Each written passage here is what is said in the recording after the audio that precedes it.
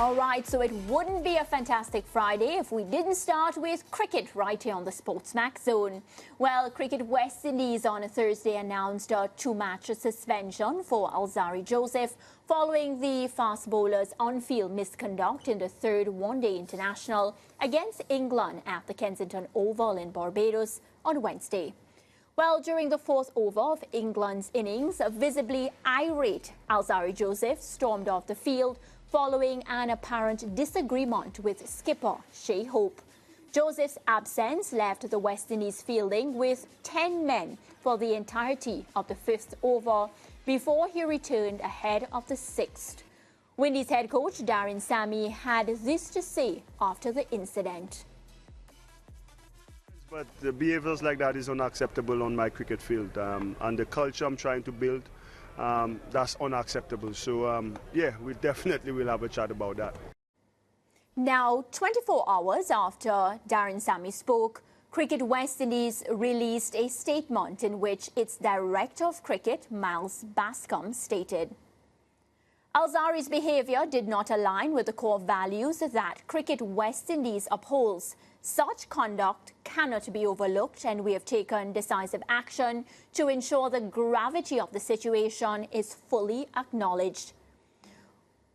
Well, veteran cricket commentator Joseph Reds Pereira now joins us over the phone to discuss this issue. Good afternoon, Reds. How are you doing? How is St. Lucia? St. Lucia is rainy, but we've been having intermediate showers, and it's good for the farmers. And cricket will be on next week. Yeah, looking forward to those cricket matches. Well, Reds, let's start and get to the point right away, right? So, Cricket West Indies has issued this press release. They've said that, you know what, Alzarri's behaviour, unacceptable. We're going to give him a 2-match suspension. Let me start by asking you, is that sufficient? Well, I don't believe it tied in with what you said last night at the program. You indicated that you expected a lot more. But I was shocked last night, Kelly and Lance, when just about having dinner, I saw the 2-match suspension announced by the West Indies board. And I just couldn't understand how, because of what we saw at Kensington, and the level of the anger and the dismay and disrespect of the captain and his fellow players, and then breaking the camel's back by going off the field, not even informing the umpire, I certainly thought that I expected a 5-match ban. I also expected we would have seen from the West Indies board that, you know, he may return to Antigua, get the love of his family, get the love of his children, and get the requisite help from a specialist in terms of temper, lack of control of temper, and all the tantrums we saw. I think the West Indies board has given him a couple of days rest away from cricket. As far as I know, he will stay in Barbados and come on to St. Lucia, and that is not going to solve the problem. We need to get him away. We need to get help for him if we're going to help him to come back and be able to overcome what we have seen coming in the last couple of months. This anger and vexation every time there's a little bit of misfeel off his bowling or a near catch being taken. That's my response, Kelly. Okay, so, Reds, I have to put this to you now, right? We saw, after that release came out, in the same breath, Alzarri Joseph issuing an apology. Now, in the apology, I took out some key phrases. The first one was, the passion got the best of me, right? And then... Hello? Reds, are you hearing me? Did we lose Reds, Lance? I'm not sure. All right, so let him try to reconnect with us. But let me get to the point that I was making, right? So I took out the sentence, the passion got the best of me. Yes. And the reason I did that, Lance, is because many a times when a player loses his wicket carelessly, we say, you know, the player didn't show any remorse or any passion or anything like that. And we wish a lot more players would display that passion when it came to batting and, you know, bowling and all these different aspects of cricket. So he says that, you know, maybe he was so passionate about what was happening on the field that, you know, he lost his cool. And sometimes when you really care about something, Lance, and I'm not making any excuses for his behavior. However, I am trying to put myself in his shoe. Which is reasonable. Even sometimes on the zone, let's just say things don't go the way we want it. We have technical difficulties and everything. It's natural because you care about the product to feel a bit angry. Now, to walk off the set is a different thing. I don't think I would even consider doing that. You know? So Reds has rejoined us. Reds, are you with me now? I am very much with you, hearing you loud and clear. Okay, good. So I was speaking about Alzarri Joseph's apology and the fact that he cited his passion for the game, that, you know, he attributed what he did and his behavior to that. And he even went on to say that, you know, he personally apologized to Shea Hope and he apologized to the rest of the team and the management. Do you think that that apology is enough? And Reds, maybe in fairness of everything, in the heat of the moment, he really loves what he does. He got a bit angry. Can we give him that? Well, the apology is standard. That is written by a PR person, a member of the PR department. That's very standard. The apology short of the length. You cannot apologize for what he did at Kensington if you put out a million apologies. I thought that was very weak of the board to have gone down the two-match suspension, and they are not trying, Kelly, Lance, to really help Alzarri Joseph. Another factor, Lance Kelly, he's been in a little bit of pressure because there is a very healthy competitive environment coming up with, of course, Seals of Trinidad, Joseph of Guyana, Matthew Ford of St. Lucia, Barbados, because I think he has a mixed connection there.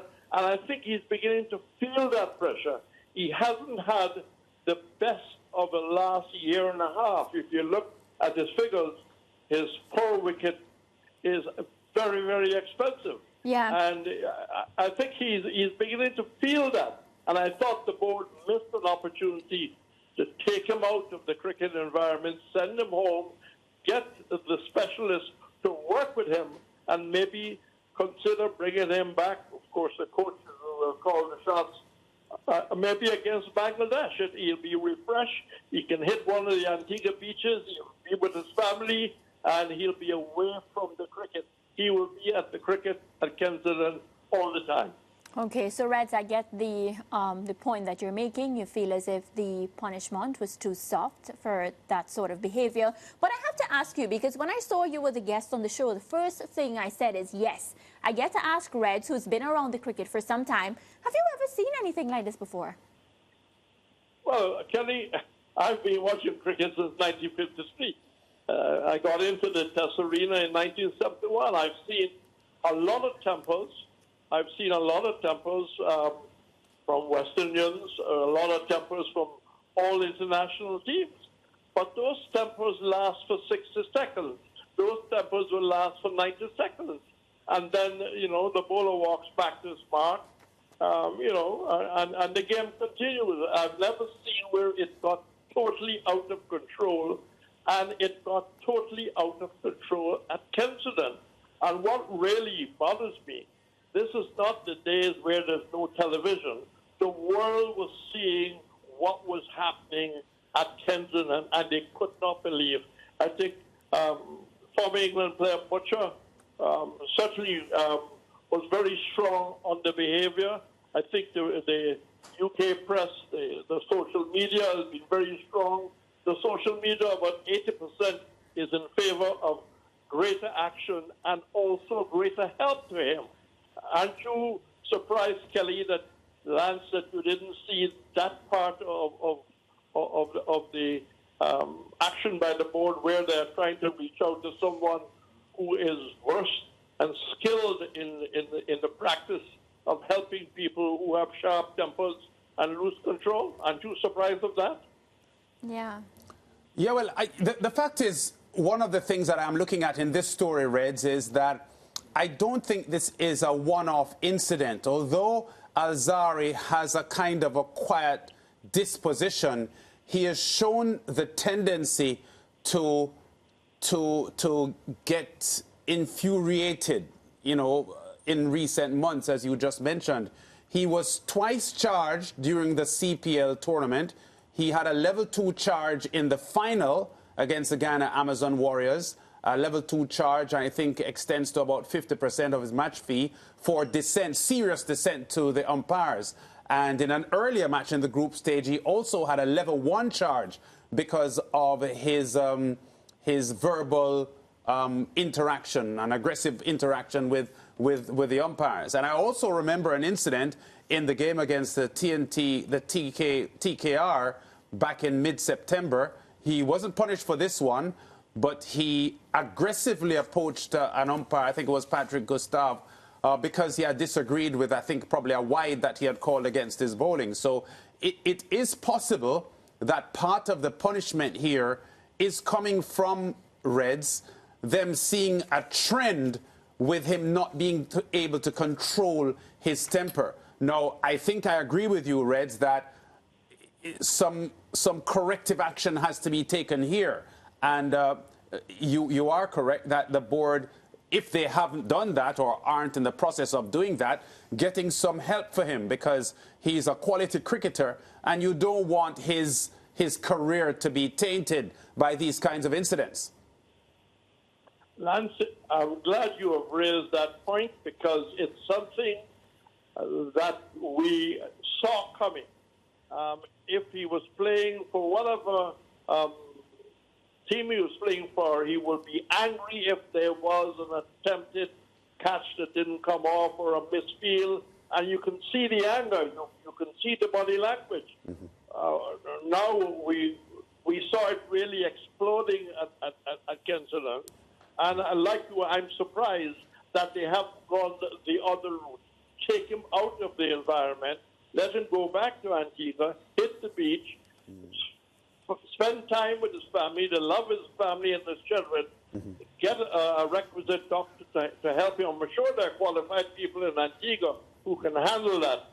And I don't have to agree with the point that I made, Lance, that it's getting very competitive in terms of the many fast bowlers available to a Westerly selection.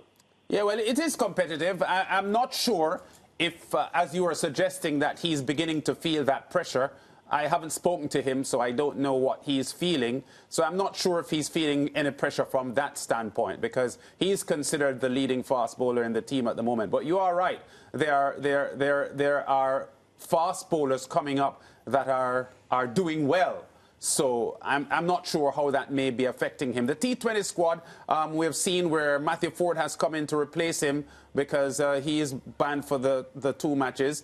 Maybe he'll return for games 3, 4, and 5 in St. Lucia. Your thoughts quickly before you go, Reds, on the T20 squad named belatedly, because it took some time for us to get this squad announced. Well, I'm happy that Nicky Puran is back. Yes. I'm surprised that they've gone for Hines again.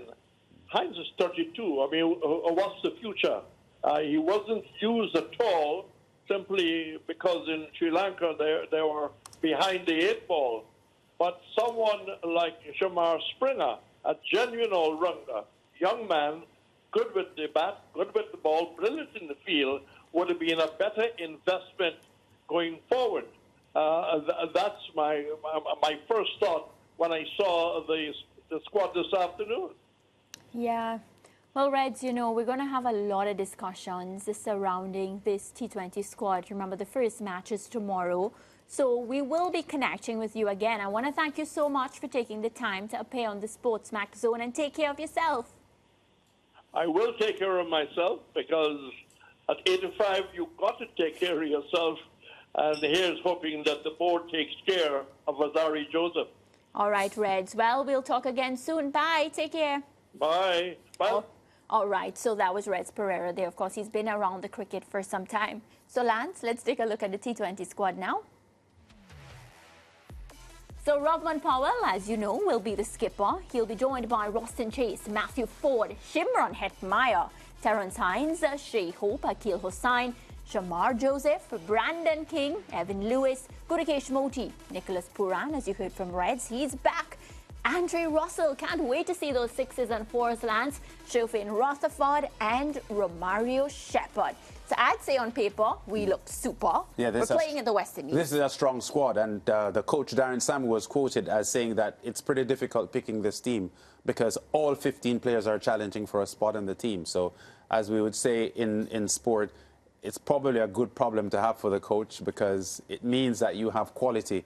It's tough to decide on the 11 that you'll use, though. I love that problem. That's not a problem at all. That's the only problem you want to have. A lot of options to pick from, and that's what the West Indies head coach has. Going to take a quick break and come right back. Don't go anywhere.